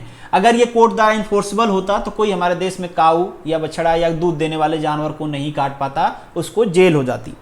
नेक्स्ट जो है आपका आर्टिकल 48A, अगेन ये आपका लिबरलिज्म पे बेस्ड है। The protection and improvement of the environment, again ये तो होना ही चाहिए, इसको भी 42nd अमेंडमेंट में ऐड किया गया था। तो ये भी आपको ध्यान रखना है कि इन्वायरमेंट, वाइल्ड लाइफ जो है उन सबको प्रोटेक्ट करना सरकार की ड्यूटी है और सरकार करती है ना। सरकार देख तो ये कहते भाई ये मतलब ये जंगल वाली एरिया, यहाँ पे कोई खरीद नहीं सकता ज़मीन, यहाँ पे कोई खेती नहीं कर सकता है, कोई इंडस्ट्री नहीं लग सकती है, ये केवल जानवरों के लिए, इस टाइप की चीज़ें सरकार करती भी रहती है और करना भी चाहिए। नेक्स्ट जो आपका 49, अगेन ये LIP के कैटेगरी में आता है। The state shall protect the every monument of the place, जो मोनामेंट ऑफ नेशनल इंटरेस्ट हैं, जैसे बहुत सारी चीज़ें हैं ना जो कलाकृति हैं, हमारे देश की कल्चर को दिखाती हैं, हमारे देश के एडवांसमेंट को दिखाती हैं कि पहले टाइम से हम हमारी कल्चर क्या है, तो उसको प्रोटेक्ट करना सरकार की रिस्पॉन्सिबिलिटी होती है और सरकार बिल्कुल अच्छी तरीके से इस चीज़ों को करती भी है। जो आर्टिकल हमारा 50 है, the state shall take step to separate judiciary and executive, जो कार्यपालिका है और जो न्यायपालिका है, सरकार ऐसी स्टेप ले कि भाई वो सेपरेट रहें, कॉन्फ्लिक्ट भी ना हो और इंटरेस्ट भी मेंटेन रहे लोगों का। क्योंकि उनमें कॉन्फ्लिक्ट होगा तो फिर बड़ी प्रॉब्लम खड़ी हो सकती है। कई सारे देश में आपने देखा होगा कि जुडिशरी ने कोई ऑर्डर माना, एग्जीक्यूटिव ने माना ही नहीं। Pakistan is the best example, classical example है कि जुडिशरी कुछ कहती है, आर्मी वाले उठा के उसी को जेल में डाल देते हैं, या फिर कब्जा कर लेते हैं, पूरे कोर्ट सिस्टम पे कब्जा कर लेते हैं, किसी और को उठा के बना देते हैं। तो इस टाइप की अगर चीजें होने लगी तो फिर तो वहां का सोशलिज्म गया। क्योंकि अल्टीमेटली एक कॉमन आदमी का होप क्या होता है, आप हर जगह से हार जाते हो तो आप क्या कहते हो कि चलो कोर्ट में देख लेंगे। उस मूवी का डायलॉग भी है ना, बहुत बढ़िया मूवी है, अगर आप लोगों ने नहीं देखा तो देखिएगा, LLB जॉली LLB 2 समथिंग, उसका 2 का या 1 का डायलॉग है, मुझे याद नहीं एग्जैक्टली, बट देखना बहुत अच्छी मूवी है। जो आर्टिकल आपका 51 है, बहुत सारी चीजें यहाँ पे मेंशन किया गया है। It's declared that to the establish of international peace, बहुत बार इस पे क्वेश्चन पूछा जाता है। Peace and security of the state to endeavour, मतलब सरकार की ये ड्यूटी बनती है कि जो इंटरनेशनल दुनिया है, जो बाकी दुनिया है, हम उससे कट ना जाए, नॉर्थ कोरिया ना बन जाए, सबके साथ सौहार्दपूर्ण तरीके से हम रिलेशन बना के रखें। Maintain just honourable relation with the nation, दूसरे नेशन के साथ अच्छे रिलेशन बना के रखें। जो इंटरनेशनल लॉ एंटिटी हैं उसका भी हम पालन करें। और जो हमारा किसी के साथ अगर कॉन्फ्लिक्ट है तो मध्यस्थता के साथ, आर्बिट्रेशन के साथ उसको सॉल्व करें, लड़ाई उड़ाई ना शुरू कर दें, ठीक है। क्योंकि लड़ाई का अल्टीमेट कौन भुगतता है, देश के लोग भुगतते हैं। मान लो कहीं पे लड़ाई हो गई, रिसोर्सेज वहां पे चले गए, तो कौन भुगतेगा, हम ही लोग भुगतेंगे। अब यहाँ पे आपको नेक्स्ट वो सारे आर्टिकल हैं जो शॉर्ट फॉर्म में आपको दिख रहे होंगे, तो इसको मोबाइल में आप सेव कर लेना। एक्सप्लेनेशन मैंने ऑलरेडी आपको बता दिया है, आपके दिमाग में रहेगा ये सारा एक्सप्लेनेशन। इसको आप बीच बीच में देखते रहोगे तो चीजें आपको याद रहेगी, भूलेगी नहीं, एक पेज का है ये। चलिए अब हम बात करते हैं इंप्लीमेंटेशन की। अगर इन सब चीजों को इंप्लीमेंट करना था तो सरकार ने क्या क्या किया है। कुछ इंपॉर्टेंट्स यहां पे मैंने एक्ट बताए हैं जो ध्यान रखना है। ये सारे एक्ट इंपॉर्टेंट हैं। पूछा जाता है कि directive principle of state policy को इन्फोर्स करने के लिए सरकार ने इनमें से कौन से रूल्स बनाए हैं, तो आपको ध्यान रखना है। जैसे लैंड रिफॉर्म्स, स्टार्टिंग में हमने बात किया था, लेबर रिफॉर्म्स किए गए, उसके बनाए गए। पंचायती राज के लिए सरकार ने रूल्स बनाए हैं, बहुत ज़्यादा डिटेल में डिस्कस नहीं करते हैं, बट ये सारी चीज़ें आपको ध्यान में रखना चाहिए। कॉटेज इंडस्ट्री बहुत बार पूछता है आपसे, तो कॉटेज इंडस्ट्री, इसका क्रिटिसिज्म भी होता है कि ये पुरानी विचारधारा है। मतलब गांधी जी चाहते हैं, आप जैसे खाद्य उद्योग आप लोगों ने नाम सुना होगा, उस चीज़ को प्रमोट करना है, तो इसको लोग बहुत बार क्रिटिसाइज भी करते हैं कि यार ये सदियों पुरानी आइडियोलॉजी है, लोग स्पेस में जा रहे हैं और हम वहीं जी रहे हैं कि हम कॉटन इंडस्ट्री को प्रमोट करें, कॉटन इंडस्ट्री को प्रमोट करें। एजुकेशन से रिलेटेड रूल्स देखे हो आपने, कितने सारे रूल्स बनाए हैं सरकार ने। रूरल डेवलपमेंट के लिए सरकार को काम करना है, तो बेसिकली ये सारी चीज सरकार कर रही है। क्यों कर रही है? क्योंकि उसको directive principle of state policy कहता है कि तुम करो ये सारी चीजें। अगेन हेल्थ से रिलेटेड, आपके इन्वायरमेंट से रिलेटेड बहुत सारे एक्ट्स रूल्स बने हुए हैं, तो ये आपको ध्यान देना है। बहुत बार आपसे पूछा जाता है CPCB पॉल्यूशन से रिलेटेड, जो हमारे इन्वायरमेंट है उसके प्रोटेक्शन से रिलेटेड, जो हमारे हेरिटेज साइट हैं उनके प्रोटेक्शन से रिलेटेड, ऑलरेडी ये सारी चीज़ें बनी हुई हैं। चलिए अब बात करते हैं कि क्रिटिसिज्म क्या है, क्यों इसको क्रिटिसाइज किया जाता है। हालांकि मैंने थोड़ा थोड़ा आपको बता दिया है कि इसको क्रिटिसाइज क्यों किया जाता है, बट अगेन यहाँ पे डिस्कस कर लेते हैं। पहली चीज तो यही है, जैसे मैंने आपको शुरू में ही बताया था कि ये लॉजिकल, मतलब ये लीगली फोर्सिबल नहीं है। जब लीगली फोर्सिबल नहीं है तो सरकार कहती है भाई कि हम करेंगे करेंगे, बस उनका प्रॉमिस होता है, वर्क नहीं होता। ये सबसे बड़ा क्रिटिसिज्म है कि हर सरकार कहती है कि हम आएंगे तो पब्लिक वेलफेयर में ये कर देंगे, पब्लिक वेलफेयर में वो कर देंगे, और जब सरकार बन जाती है तो वो नहीं करते हैं। मान लीजिए ये लीगल होता कि नहीं भाई तुमको करना ही पड़ेगा, नहीं तो तुम्हारी सरकार हटा दी जाएगी, तुमको जेल में डाल दिया जाएगा, जुडिशरी अगर ऐसा ऑर्डर दे सकती, लोग कोर्ट जा सकते, तो शायद ये ज़्यादा अच्छा होता। पर आप सोचो कि क्या ये अच्छा होता, तब लॉजिकल हो जाता ये। मान लीजिए सरकार वो करने में सक्षम नहीं है, लोग डिमांड करते। जैसे केरला का एक केस आया था, लोगों ने क्या किया था, इसरो का ट्रक रोक लिया था, कह रहे थे हमें पैसा दो। अब वहाँ पे, अब मैं डिटेल में नहीं जा रहा हूँ, आप केस पढ़ लेना।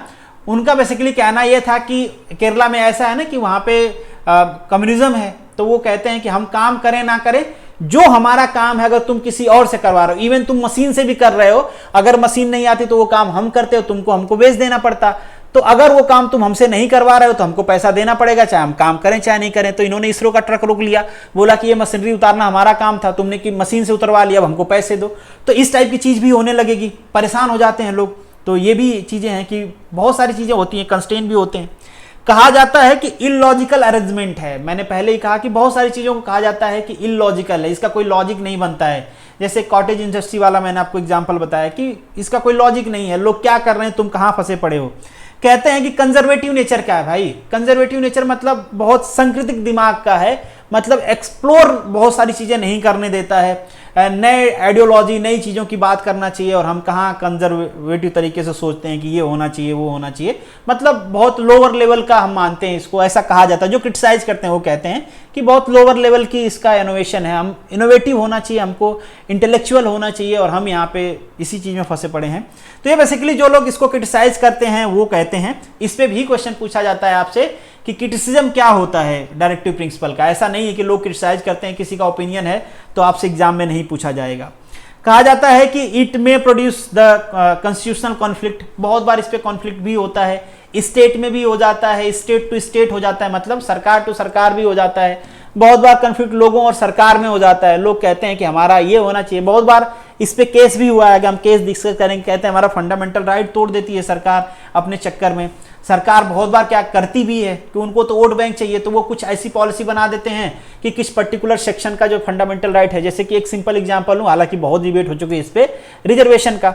अब कोई सरकार आए कहे कि नहीं भैया मैं तो 90% रिजर्वेशन दूंगा इस कम्युनिटी को, क्योंकि वो कम्युनिटी हमको वोट देती है। हालांकि कहेंगे नहीं, मन में उनके रहेगा, तो इससे क्या होगा, बाकी लोगों का जो राइट टू इक्वलिटी है वो तो ब्रेक होगी, राइट टू अपॉर्चुनिटी है वो तो ब्रेक होगी। तो इस टाइप की चीजें होती हैं। तो ये बेसिकली उसका क्रिटिसिज्म है। अब हम कुछ केसेस के बारे में डिस्कस करते हैं कि कौन कौन सी केस इससे रिलेटेड हुई थी, और वो केस जब कोर्ट में गई तो कोर्ट ने क्या कहा। सबसे पहले केस होता है चंपकम दोराजन का, केस होता है 1951 का। यहाँ पे केस में डिटेल में नहीं जाएंगे, जो बेसिक चीज आपको समझना है वो समझ लीजिए। इस पे केस सुप्रीम कोर्ट ने क्या कहा कि जो फंडामेंटल राइट्स है ना, वो सब जो आपके directive principle of state policy हैं, वो फंडामेंटल राइट के सब्सिडरी हैं। मतलब जैसे एक कंपनी होता है, उसकी छोटी कंपनी होती है, सब्सिडरी होती है, बट मेजर कंपनी क्या होती है, जो बड़ी वाली होती है। उसी तरीके से फंडामेंटल राइट का वो होदा यहाँ पे बढ़ाया गया कि भाई फंडामेंटल राइट बड़ा है एज कंपेरिजन टू डीपीएसपी। अगर कोई कॉन्फ्लिक्ट होता है दोनों के बीच में, मान लो सरकार कोई ऐसा रूल बनाती है, सोशल वेलफेयर जिसे कह रही है कि सरकार हम सोशल वेलफेयर बना रहे हैं, मगर सोसाइटी के ही कुछ लोग हैं जो कह रहे हैं कि ये तो हमारा फंडामेंटल राइट्स को वायोलेट कर रहा है, तो उस केस में क्या होगा, फंडामेंटल राइट ज्यादा इफेक्टिव होगा एज कंपेरिजन टू डीपीएसपी। तो ये कहा गया। अब यहां तक तो ठीक है कि जो फंडामेंटल राइट्स हैं, जो डीपीएसपी होगा उसका सब्सिडरी होगा, बट एक स्टेटमेंट यहां पे और ऐड कर दिया कोर्ट ने। कोर्ट ने कहा कि बिल्कुल डीपीएसपी को इंप्लीमेंट करने के लिए सरकार चाहे तो फंडामेंटल राइट्स को अमेंड कर सकती है। अब मान लीजिए कोई कॉन्फ्लिक्ट हुआ, आप उसको लेके कोर्ट में जा रहे हो, पार्लियामेंट ने बाद में क्या किया कि उस राइट को आपके अमेंड कर दिया, कहा कि चलो आपका राइट तो अब एग्जिस्ट ही नहीं करता है। तो ये बड़ा कंट्रोवर्शियल चीजें हो गई, और सरकार ने इसका यूज भी किया। 1951, 1955, 1964 धड़ाधड़ जो फंडामेंटल राइट्स हैं उनके अमेंडमेंट स्टार्ट हो गए। फिर अगेन केस हो जाता है, केस होता है गोलकनाथ केस 1967। अब सुप्रीम कोर्ट ने कहा कि भाई फंडामेंटल राइट को आप धड़ाधड़ अमेंड कर रहे हो, आप ऐसा नहीं कर सकते। मतलब आपकी जो पॉलिसी बना रहे हो उसको इंप्लीमेंट करने के लिए ऐसा नहीं कर सकते। ऐसा क्यों कहा, मतलब उसके पीछे का रेशनल क्या हो सकता है। आपको पता है कि हमारे यहाँ डेमोक्रेसी है। अब डेमोक्रेसी में कभी कभी क्या होता है कि जो हमारा स्टेट होती है, जो हमारा सरकार होती है, वो वोट बैंक के चक्कर में क्या करते हैं, चीजों को इंप्लीमेंट करना स्टार्ट कर देते हैं। वो पब्लिक वेलफेयर में नहीं करते हैं, वो अपना वोट डिस्ट्रीब्यूशन के हिसाब से चीजें इंप्लीमेंट करने लगते हैं। तो कोर्ट ने कहा भाई कि नहीं, आप फंडामेंटल राइट्स को अपनी जो डीपीएसपी है इसको इंप्लीमेंट करने के लिए अमेंड नहीं कर सकते। तो यहां पे कहा कि अमेंड नहीं कर सकते, मतलब पहले वाला जो अमेंडमेंट वाला रूल था उसको इन्होंने पलट दिया। अब आता है केशवानंद भारती केस, मतलब आप कह सकते हो भारत के इतिहास की सबसे बड़ी केस। कोई भी आप चीज पढ़ रहे हो वहां पे केशवानंद भारती केस किसी न किसी तरीके से अपीयर हो जाएगा। यहां पे एक डॉक्ट्रिन आती है बेसिक स्ट्रक्चर का, और यहां पे जो कोर्ट है वो चंपकम दोराजन वाली जो केस है ना उसको रिपीट कर देती है। कहते हैं भाई बिल्कुल पार्लियामेंट के पास एक पावर है, वो किसी भी कॉन्स्टिट्यूशन के किसी भी पार्ट को अमेंड कर सकते हैं, उसमें कोई बात नहीं है। बट एक चीज ध्यान देना है कि उससे जो बेसिक स्ट्रक्चर है हमारे कॉन्स्टिट्यूशन का वो चेंज नहीं होना चाहिए। फंडामेंटल राइट के केस में भी मैंने डिस्कस किया था, और उन्होंने कहा कि अब बेसिक स्ट्रक्चर क्या होगा ये हम डिसाइड करते रहेंगे टाइम टू टाइम, जब जरूरत पड़ेगी तो हम बताएंगे कि ये बेसिक स्ट्रक्चर है या नहीं है। मतलब इन शॉर्ट यहां से कोर्ट ने क्या किया कि किसी भी अमेंड को जुडिशियल रिव्यू में लेके आ गए हो कि चलो अब कुछ भी अमेंडमेंट होगा तो जुडिशियल रिव्यू के अंडर में आ जाएगा, क्योंकि कोर्ट के पास ये पावर है कि वो बताएंगे कि बेसिक स्ट्रक्चर क्या है कॉन्स्टिट्यूशन का। फिर इसके बाद केस होती है मिनर्वा मिल केस, ये भी बड़ी फेमस केस है, 1980 में होती है। अब यहाँ पे कोर्ट ने ढेर सारे चीजें दिए और कोर्ट ने ये भी कहा कि भाई इस तरीके से लड़ने से कुछ नहीं होगा, जो फंडामेंटल राइट्स हैं, जो directive principle of state policy हैं, अगर जो दोनों बैलेंस होकर नहीं चलेंगी तो हम एक वेलफेयर स्टेट नहीं बना सकते। अब फंडामेंटल राइट्स के चक्कर में हर बार आप केस कर दो कि सरकार कुछ वेलफेयर स्कीम ही ना बना पाए। अब मान लीजिए सरकार स्कीम बनाएगी तो हो सकता है कि कुछ लोगों के लिए सूट करती हो, कुछ लोगों के लिए सूट नहीं करती हो। देश में इतने सारे लोग हैं तो कुछ लोग कोर्ट में चले जाएं जिनको शूट नहीं करती हो, तो फिर तो सरकार कोई वेलफेयर स्कीम ही नहीं बना पाएगी। कहोगे कि ये फंडामेंटल राइट्स को तोड़ रहा है किसी न किसी तरीके से। तो कोर्ट ने कहा कि भाई बैलेंस करना पड़ेगा हमें, अगर हम चाहते हैं कि सारी चीजें ठीक रहें, हम सोशलिज्म को स्टैब्लिश कर पाएं, वेलफेयर स्टेट बना पाएं। सरकार यहां पे कोर्ट ने कहा कि fundamental right and DPSP constitute the core of the commitment to the social revolution. जैसे कि मैंने आपको कहा, अगर आपको चाहिए कि सोशल रिवॉल्यूशन हो तो दोनों चीजों को आपको ढंग से एक साथ लेके चलनी पड़ेगी। फिर कोर्ट ने कहा कि जो हार्मनी है, बैलेंस होना चाहिए हमारे दोनों चीजों में, जो कि मैंने आपको पहले ही बताया, बैलेंस होगा तो ही कुछ होगा, नहीं होगा तो नहीं होगा।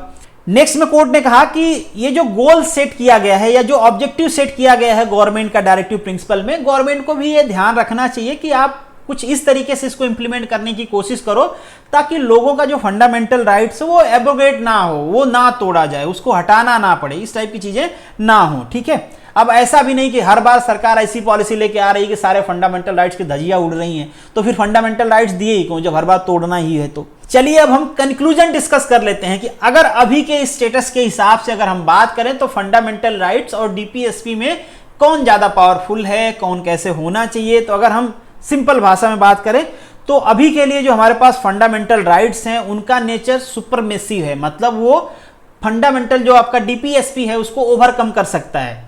अगर कहीं पे ब्रीच करना है, कहीं पे हटाना है तो डीपीएसपी को हटाया जाएगा, फंडामेंटल राइट्स को नहीं हटाया जाएगा। अगर कोई डीपीएसपी ऐसा है कि जो फंडामेंटल राइट्स को तोड़ रहा है तो वहां पे डीपीएसपी को हटा देगी कोर्ट। मतलब अभी के लिए ये चीजें हैं। एक चीज और है कि जो कोर्ट है, जो पार्लियामेंट है, वो फंडामेंटल राइट्स हो या फिर डायरेक्टिव प्रिंसिपल हो या अदर कोई पार्ट हो कॉन्स्टिट्यूशन का, उस सबको अमेंड कर सकते हैं।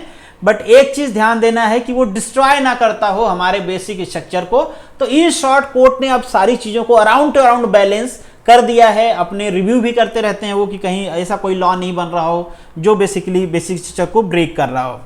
चलिए अब बात करते हैं हम फंडामेंटल राइट्स वर्सेस डीपीएसपी क्या है। अब तक तो हमने दोनों के बीच में कॉन्फ्लिक्ट को डिस्कस किया, अब थोड़ा सा डिस्कस करते हैं दोनों के बेसिक डिफरेंस को।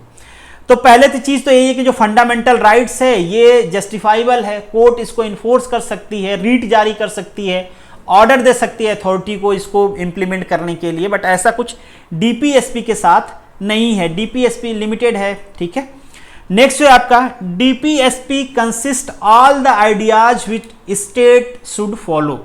जो स्टेट को करना चाहिए वो सारे आइडियाज आपके डीपीएसपी में इंक्लूडेड हैं। ठीक है, जिस तरीके की पॉलिसी आपको बनाना है, कैसे कंट्री को रन करना है, इसीलिए हम कहते हैं ना इसे, मतलब कि फंडामेंटल ऑफ गवर्नेंस, मतलब सरकार किस तरीके से चीजों को गवर्न करेगी, वो चीजें यहाँ पे हैं आपके डीपीएसपी में। अब ये भी कहते हैं कि जो हमारा डायरेक्टिव प्रिंसिपल है वो अफर्मेटिव डायरेक्शन का है, मतलब एक सकारात्मक निर्देश देता है। बट वहीं पे जो फंडामेंटल राइट्स है वो नेगेटिव टाइप का है।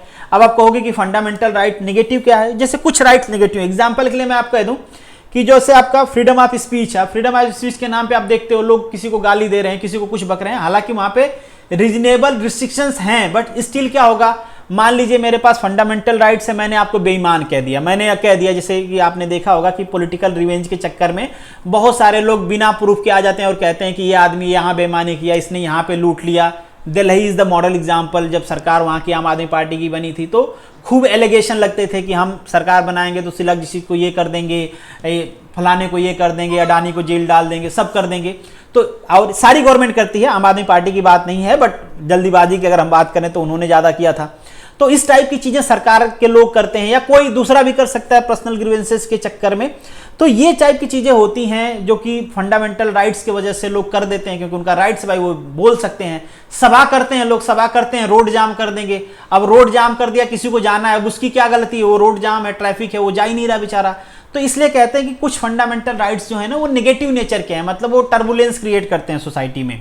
इसलिए फंडामेंटल राइट्स को भी समटाइम क्रिटिसाइज किया जाता है। लोग तो नहीं करते हैं क्रिटिसाइज, मगर जो एग्जीक्यूटिव के लोग हैं, जो आपके लेजिस्लेटिव लोग हैं, वो क्रिटिसाइज करते हैं कि लोग इसका मिसयूज कर रहे हैं।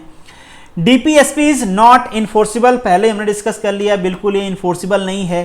It is important to note the DPSP and FR वो हैंड टू हैंड, कोर्ट ने भी कहा कि भाई दोनों को साथ लेके चलो तो ज्यादा अच्छा रहेगा। और कहा गया कि जो डीपीएसपी है वो सब ऑर्डिनेट्स नहीं है आपके फंडामेंटल राइट्स का, मतलब एक तरह से आप कह सकते हो कि सब्स्टिट्यूट नहीं है उसका, ठीक है। तो दोनों को आपको साथ में लेके चलना पड़ेगा, दोनों के अलग अलग एडवांटेज डिसएडवांटेज हैं, तो आपको दोनों में बैलेंस मेंटेन करना है।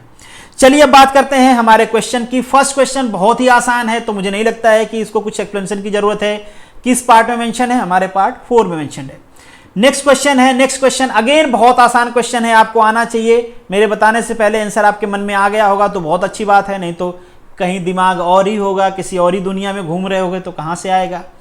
नेक्स्ट जो क्वेश्चन है आपका कि विच of the following is not a speciality of the directive principle of state policy, इनमें से कौन सा स्पेशलिटी नहीं है। तो मुझे लगता है कि सारे ऑप्शन पढ़ के ये भी आपके माइंड में आ गया होगा, बहुत ही सिंपल है, बाकी सारी तो स्पेशलिटी आपको दिख रही होगी। Directive principle can not implemented by the court in the case of their violation, मतलब सरकार अगर कुछ आपको नहीं दे रही है तो आप कोर्ट नहीं जा सकते हो, ऐसा नहीं कह सकते कि सरकार ने डायरेक्टिव प्रिंसिपल का वायलेशन किया हुआ है, ठीक है। तो C option is correct. Which of the following statement is are correct regarding the directive principle of state policy, भाई कौन सा इसमें सही है। Parliament can amend the fundamental rights for the implementing of directive principle so long as the amendment does not touch the basic structure, बिल्कुल सही बात है, हमने डिस्कस किया है, बिल्कुल ये चीजें ये कर सकते हैं। नेक्स्ट है जो आपका कि they embody to the concept of welfare of the state, बिल्कुल सही बात है, वेलफेयर स्टेट बनाने के लिए ही तो बनाया गया डीपीएसपी को। They supplement of the fundamental rights, ठीक है, ये क्या है, सप्लीमेंट की तरह है कि आपके फंडामेंटल राइट्स ब्रेक ना किए जाएं, उसके साथ साथ अगर आपको कुछ मिलता है बिना फंडामेंटल राइट्स ब्रेक किए, जैसे कि आपको आइसक्रीम खिलाना है और आपको जुकाम ना हो जाए, दो तरीके से, दो इंटेंशन से कोई आपको आइसक्रीम खिला सकता है, एक तो आपकी तबीयत खराब है, या फिर आइसक्रीम से ज्यादा अच्छा एग्जाम्पल है दारू। कुछ लोग दारू आपको इसलिए पिलाते हैं कि ये बिगड़ जाए भाई, चलो दारू पिला दो। उसी तरीके से आइसक्रीम कोई इस इंटेंशन से खिला रहा है कि मुंह मीठा हो जाए, कोई ये खिला रहा है कि चलो बीमार है क्या, चलो खिला दो इसको, आइसक्रीम खिला दो। तो मतलब ये है कि आपको सरकार कुछ दे भी और आपके जो राइट्स हैं उसको वायलेट भी ना करे। तो ऑप्शन यहां पे है जो आपका ए करेक्ट। नेक्स्ट जो क्वेश्चन है आपका, which of the following is covered under the element of the directive principal, ban करना बिल्कुल है, गांधी जी की सोच थी भी, बैन भी हुआ। All citizen have right to get the opportunity और लाइवहुड, ठीक है, बिल्कुल सही बात है, सारे सिटीजन मैन वुमन हमने पढ़ा ना भाई कि सबको लाइवहुड मतलब जीविका चलाने का अधिकार। इक्वल पे फॉर इक्वल मतलब इक्वल वर्क, मैन वुमेन सबको इक्वल होना चाहिए, बिल्कुल सारी सही बातें हैं। आसान से क्वेश्चन से पहले हमने डिस्कस किया, आपको लगेगा कि ये क्वेश्चन तो पूछा नहीं है, फिर पता नहीं पूछेगा, भाई पूछेगा, आगे पूछा हुआ भी आएगा, टेंशन ना लो। नेक्स्ट क्वेश्चन है आपका, which of the following is mismatched, इनमें से कौन सा मैच नहीं कर रहा है। Article 41 formation of the village panchayat, बिल्कुल जो गांधीयन थियरी थी। नेक्स्ट जो है आपका यूनिफॉर्म सिविल कोड होना चाहिए, लिबरलिज्म वाला जो फंडामेंटल है होना चाहिए हमारे यहाँ। नेक्स्ट जो है आपका 41 आर्टिकल किसकी बात करता है, राइट टू वर्क एजुकेशन, ये बात करता है। यहाँ पे क्या मेंशन किया गया है, organisation and agriculture of animal husbandry, ये कहाँ पे मेंशन है आपके आर्टिकल 48 में मेंशन है। तो ये वाला क्या कर रहा है, मिसमैच कर रहा है, याद नहीं आर्टिकल, याद होना चाहिए भैया, ऐसे ना चले। Article 39A good justice and free legal बाद में ऐड किया गया था, आपको पता ही है 42nd अमेंडमेंट में, तो ये सही बात है। नेक्स्ट जो है आपका, the element of directive principle of state policy are explained in the article, कहां से, बहुत सिंपल क्वेश्चन है भाई, आर्टिकल 31 से लेके 51 तक इसको ऐड किया गया है। नेक्स्ट जो क्वेश्चन है आपका, which of the following statement is correct about the directive principle of state policy, कौन सा सही है। पहला ऑप्शन है आपका कि they are not moral and political, हैं भाई, पॉलिटिकल मोरल सब है, मोरलिटी की बात की गई है, पॉलिटिकल जस्टिस की बात की गई, सारी सोशल जस्टिस की बात की गई है। देयर नेचर इज सोशलिस्ट, बिल्कुल सोशलिस्ट भी है नेचर, हमने पढ़ा था, सोशलिस्ट है, गांधीयन है, लिबरलिज्म वाला है, इंटेलेक्चुअल वाला है। नेक्स्ट है these are automatically applied to the state, ये वाला नहीं है भाई, स्टेट के पास कब अप्लाई होगा ये, अगर स्टेट के पास रिसोर्सेज हैं, अगर स्टेट चाहता है अप्लाई करना तो कर सकता है, फोर्स नहीं है कि स्टेट को करना पड़ेगा, और ये वाला तो आपको पता है लीगल इनफोर्स नहीं होता है, तो option B is correct. Which of the following Supreme Court decision stated that directive principle of state policy cannot override the fundamental rights, कहा था ना भाई, किसमें कहा था, चंपकम दोराजम वाली केस में कहा था कि ये क्या है, एक तरह से सब्सिडरी है, नहीं, ये वाला स्टेटमेंट दिया था उन्होंने, तो ऑप्शन आपका ए करेक्ट है। नेक्स्ट क्वेश्चन है आपका question number 10। The instrument of instruction contain in the government act 1935 discuss किया है हमने, कहां पे इनकॉर्पोरेट किया गया था? That is the directive principle of state policy. Option B is correct. Which of the following are Gandhian directive principle? इनमें से कौन सा गांधीयन है? बहुत सिंपल चीज है, हमने डिस्कस किया। पहला कौन सा है भाई? ऑर्गेनाइज विलेज पंचायत, कहां पे मेंशन है? Article number 40। किस टाइप का है? गांधीयन है, बिल्कुल। दूसरा है secure opportunity for healthy development of the children, कहां पे मेंशन किया गया है? ये आपका ये मेंशन किया गया है आपके आर्टिकल 47 में। हेल्थ मतलब क्या है? ये सोशलिज्म टाइप का है ना, सोशलिस्ट पीस मतलब बेस्ट है। नेक्स्ट है आपका प्रमोट द कॉटेज इंडस्ट्री, बिल्कुल मेंशन किया गया है आपके आर्टिकल 43 में, ठीक है। ये भी गांधीयन प्रिंसिपल पे है, तो ऑप्शन हो गया आपका 1 and 3। Option C is correct. Next question है आपका which of the following is are the true regarding the directive principle of state policy? पहला तो है DPSP are not automatically enforce, बिल्कुल सही बात है, ये अपने आप इन्फोर्स नहीं हो सकते। नेक्स्ट है court can uphold the validity of law on the ground that it was enact to give the effect of DPSP. मान लो डीपीएसपी को इंप्लीमेंट करने के लिए कोई लॉ बनाया जाए तो उसको अपहोल्ड बिल्कुल किया जा सकता है, बनते हैं, बहुत सारे एक्ट्स बने हैं, हमने पहले डिस्कस किया है। तो ऑप्शन यहाँ पे क्या हो जाएगा आपका? सी हो जाएगा। नेक्स्ट जो क्वेश्चन है आपका which of the following are the criticism to the directive principle of state policy? इनमें कौन सा क्रिटिसिज्म है? क्यों क्रिटिसाइज किया जाता है directive principle of state policy को? तो does not speak of the welfare of the state, भाई ऐसा क्यों कह रहे हो? और उसी के लिए बनाया गया है ये। नेक्स्ट है इलॉजिकली अरेंजमेंट, बिल्कुल ऐसा कहा जाता है कि ये इलॉजिकल तरीके से बनाया गया है, मतलब इसका अरेंजमेंट जो है इलॉजिकल है। कंजर्वेटिव नेचर का है, बिल्कुल कहा जाता है कि ये कंजर्वेटिव नेचर का है। तो इन दो बेसिस पे क्या कहा जाता है? इसको क्रिटिसाइज किया जाता है। तो यहाँ पे आपका ऑप्शन हो जाएगा सी। नेक्स्ट जो क्वेश्चन है आपका the purpose of directive principle of state policy is to, purpose क्या है भाई इसका? Lay down the positive instruction which would give the guide state policy at all level, बिल्कुल सही बात है। ये बेसिकली जो हमारी गवर्नमेंट है उसको गवर्नेंस करने का ऑब्जेक्टिव प्रोवाइड करता है, हर लेवल पे प्रोवाइड करता है, तो बिल्कुल सही बात है। तो ऑप्शन यहाँ पे आपका ए हो जाएगा।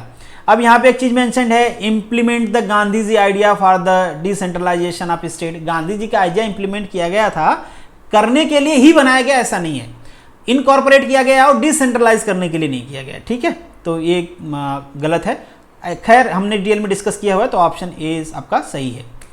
नेक्स्ट है आपका the enforce of the directive principal depend most on the, enforce of the directive principal most depend on the, किस पे डिपेंड करता है भाई? ये डिपेंड करता है आपके रिसोर्सेज के अवेलेबिलिटी पे। सरकार कोई वेलफेयर स्कीम बनाएगी तभी तो बनाएगी जब उसके पास रिसोर्स अवेलेबल होंगे। सरकार अनाज तभी तो बांटेगी जब उसके पास अनाज होगा। सरकार पैसा तो तभी बांटेगी जब उसके पास पैसा होगा। ऐसा तो नहीं कि भाई बांटना ही पड़ेगा, तुम कहीं से लाओ, ऐसा तो नहीं है। नेक्स्ट जो आपका क्वेश्चन है वन ऑफ द ऑब्जेक्टिव और directive principle of state policies, इनमें से जितने ऑब्जेक्टिव यहाँ पे मेंशन है उनमें से कहा गया है कि एक ऑब्जेक्टिव बताओ जो directive principle of state policy का है। तो यहाँ पे सी है making effective provision for securing the rights, work, education, public assistant, unemployment, old age, ये सारी चीजें हमने ऑलरेडी डिस्कस किया है, तो option C is correct. Separation of judiciary from the executive has been provided in one of the following part of the Indian constitution. किसमें provide किया गया है? Directive principle of state policy. इससे पहले तो हम डिस्कस कर रहे थे आर्टिकल नंबर 50, भूल गए क्या भैया? ऐसे भूलोगे? तो option C is correct. Next जो क्वेश्चन है who describe the directive principle of state policy as the novel feature, ये शायद मैंने आपको नहीं बताया। अंबेडकर जी ने कहा था कि एक तरह का नोवल फीचर है जो डायरेक्टिव प्रिंसिपल है, हमारे directive principle of state policy है हमारे कॉन्स्टिट्यूशन का, ये नोवल फीचर है, ठीक है भी। सरकार को इंस्ट्रक्ट करता है कि भाई ये करो, अलग बात है कि लीगली नहीं है वो, मतलब लीगल बाउंडिंग नहीं है। नेक्स्ट जो क्वेश्चन आपका according to the constitution of India which of the following are the fundamental for the governance of the country. Country को गवर्न करने का फंडामेंटल क्या होना चाहिए, ये कहां पे मेंशन है? Directive principle of state policy. ये सारे क्वेश्चन यूपीएससी सीएससी में पूछे गए हैं। आप देखो कितने आसान क्वेश्चन हैं, अगर आपने पढ़ लिया तो सब दे पाओगे आंसर आप। The idea of welfare state in the Indian constitution are, कहां पे भैया, कहां पे हैं idea of welfare state? Directive principle of state policy, option number B.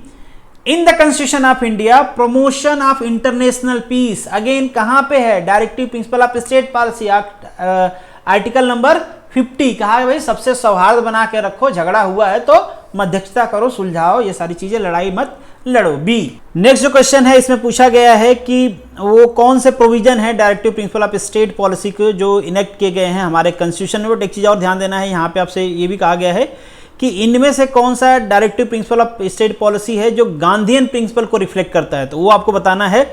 तो गांधीयन प्रिंसिपल को कौन सा रिफ्लेक्ट करता है भाई, ये तो है, बट गांधीयन प्रिंसिपल को पूछा गया है, तो गांधीयन प्रिंसिपल को ये दो रिफ्लेक्ट करते हैं, एक तो ऑर्गेनाइजिंग विलेज पंचायत और एक प्रमोट करना है आपको कॉटेज इंडस्ट्री को, तो ये दोनों गांधीयन प्रिंसिपल पर बेस्ड हैं। तो ऑप्शन हो जाएगा यहाँ पे आपका बी।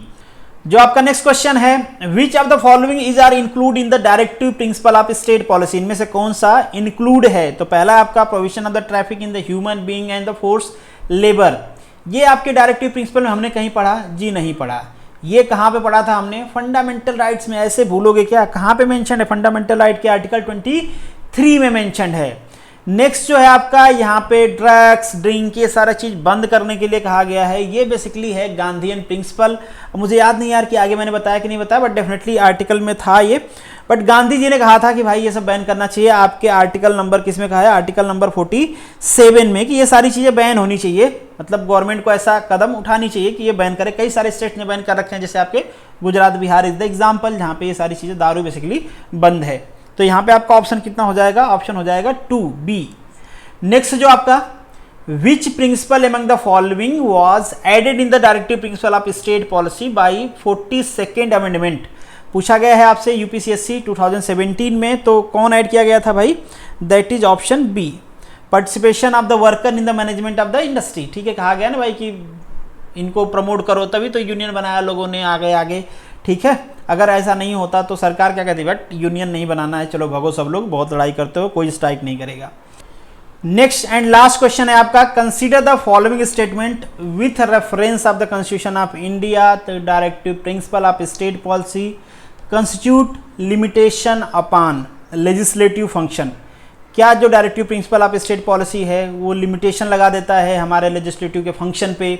जी ऐसा नहीं, वो तो इन्फोर्सिबल है ही नहीं यार, वो तो किसी को कुछ कहता नहीं, बेचारा चुप पड़ा रहता है। सरकार का मन होगा इम्प्लीमेंट करेंगे, सरकार का मन नहीं होगा तो नहीं करेंगे। क्या जो एग्जीक्यूटिव हमारी जो कार्यपालिका है उसके ऊपर कोई कॉन्स्टिट्यूशन लगा देता है? जी नहीं, उसके ऊपर भी कुछ नहीं लगाते हैं।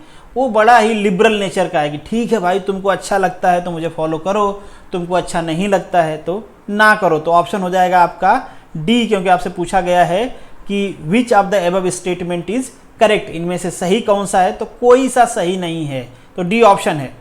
चलिए, this is the end of this video. अगर यहाँ तक आए हैं तो वीडियो को लाइक जरूर करिएगा, पसंद आई होगी तो औरों को रिकमेंड करते रहिए, कमेंट करके बताइएगा। चलिए मिलेंगे नेक्स्ट वीडियो में, तब तक के लिए all the best, good luck.